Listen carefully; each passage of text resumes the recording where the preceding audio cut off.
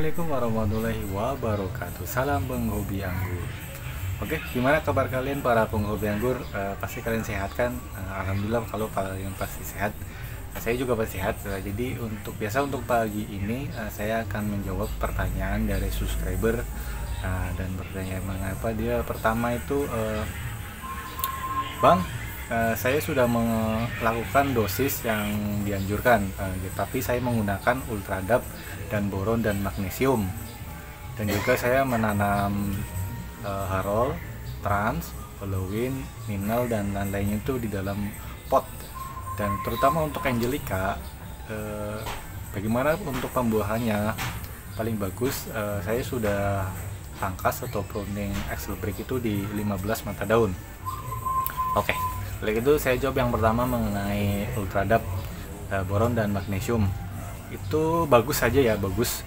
Kenapa bagus? Pertama, ultradap itu udah unsur hara makro, yaitu dari N-nya itu 12% serta P-nya itu 60%. Jadi sangat bagus untuk perangsangan pembentukan batang, dan juga P-nya yang cukup tinggi itu sangat bagus untuk merangsang pembungkuan juga.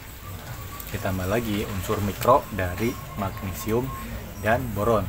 Tapi mungkin dosisnya aja yang kalian perhatikan ya. Jadi perbandingannya tuh 1:1/4 ya. Jadi misalkan 1 sendok ultradap untuk boron dan magnesiumnya itu seperempatnya aja ya. Jadi kebutuhannya itu lebih kecil dibandingkan dengan unsur hara makro dari P dan N-nya gitu. Oke. Jadi lumayan kategori ulungan aman dan bagus juga kalau komposisinya itu bagus.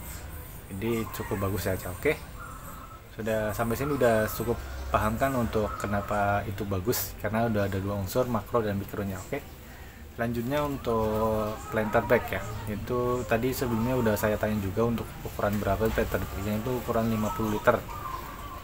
Bagusnya sebenarnya lebih besar lebih bagus lagi, tapi nggak apa-apa segitu selama kalian bisa mencukupi semua kebutuhan dari anggur itu sendiri itu.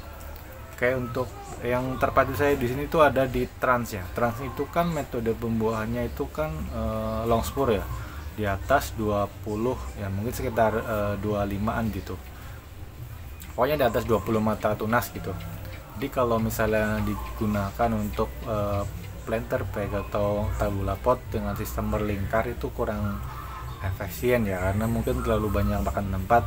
Mungkin kalau misalnya digunakan untuk tabula pot tapi sistem tralis itu masih bagus saja, masih oke gitu.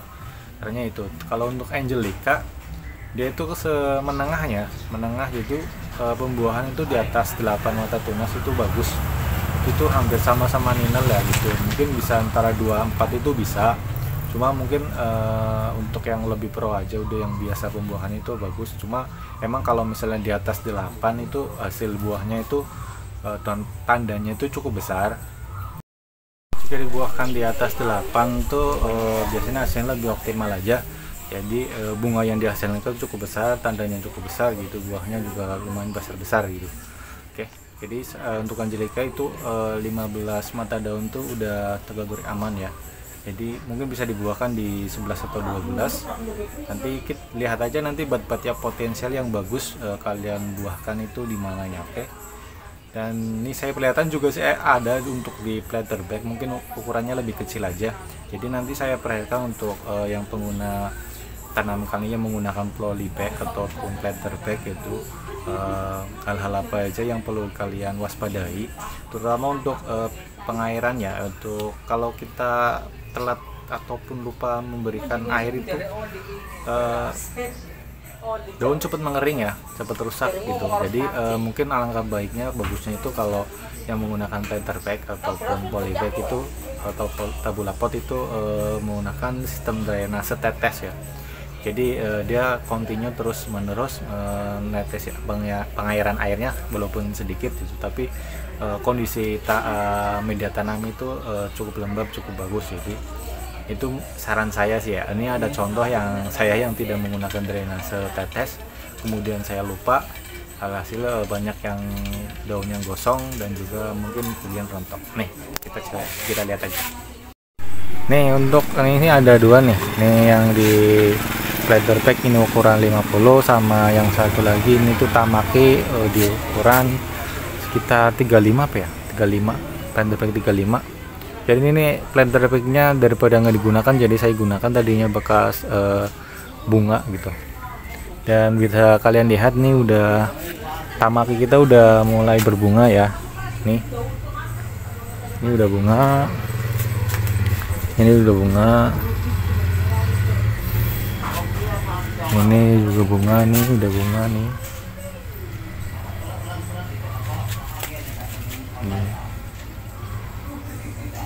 Jadi ini tuh kita gunakan metode pangkas ya. Yang tadinya mau coba untuk pruning total, tapi setelah dipangkas ternyata udah bawa bunga semua. Jadi ya udahlah, biarin. Kita pengen lihat hasilnya dengan planter bag yang ukurannya kecil ya. Nanti hasilnya maksimal atau 3 buahnya gitu.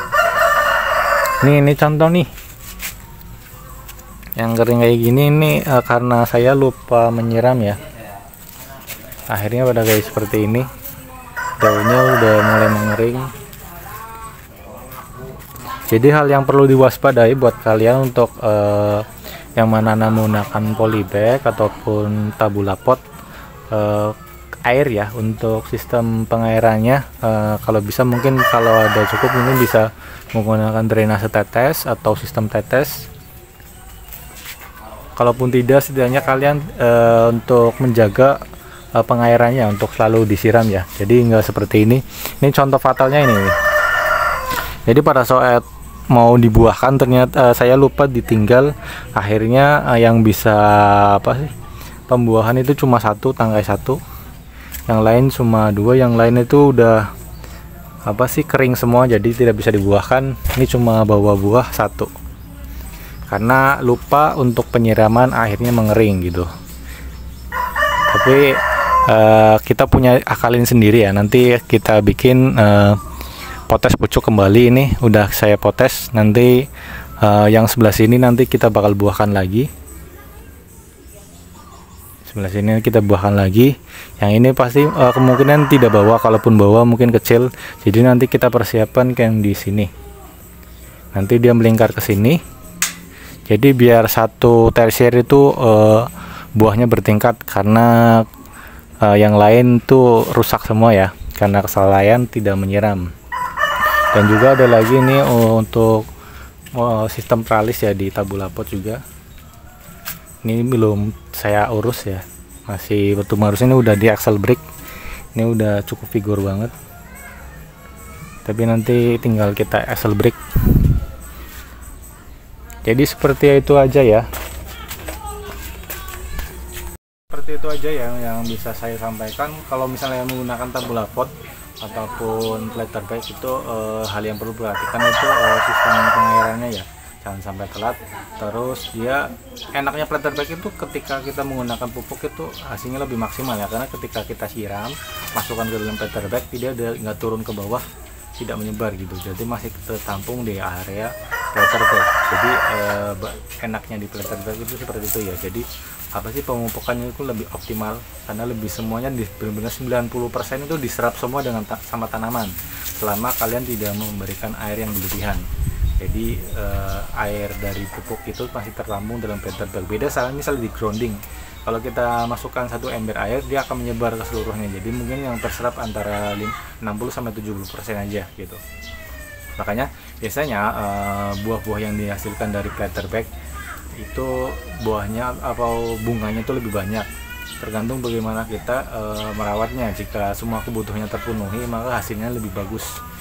Tapi kalau misalnya kita sibuk, telat-telatan untuk penyiraman, kemudian pemupukan juga telat, hasilnya akan lebih jelek dibandingkan dengan grounding. Makanya sebenarnya perawatan tuh lebih ribet di planter bag karena lebih ringkih aja sih ya. Misalnya kalau kita telat udah pasti ada yang terkena gitu. Beda sama di grounding, misalnya kayak saya, kita telat menyiram itu masih aman-aman aja, karena si tanaman bisa mencari sendiri kandungan di mana yang ada airnya. Beda di planter bag, di mana kalau udah kering di planter bag dia nggak bisa nyari air kemana-mana, pasti kering gitu. Tapi Hal bagusnya ketika kita memberikan pupuk, kemudian perawatan yang bagus, optimal, terjaga tanpa ada telat atau seperti apapun, maka hasil yang dihasilkan dari Caterpillar itu, buah Caterpillar itu bagus-bagus semua. Oke, cukup sekian dari saya video ini. Semoga kalian bermanfaat untuk yang punya hobi anggur. Jangan lupa untuk like, share, dan komentarnya. Jangan lupa untuk kasih komentar aja di sini ya. Nanti mau bikin video apa lagi, nanti saya bisa sampaikan. Cukup sekian dan wassalamualaikum warahmatullahi wabarakatuh. Salam penghobi anggur.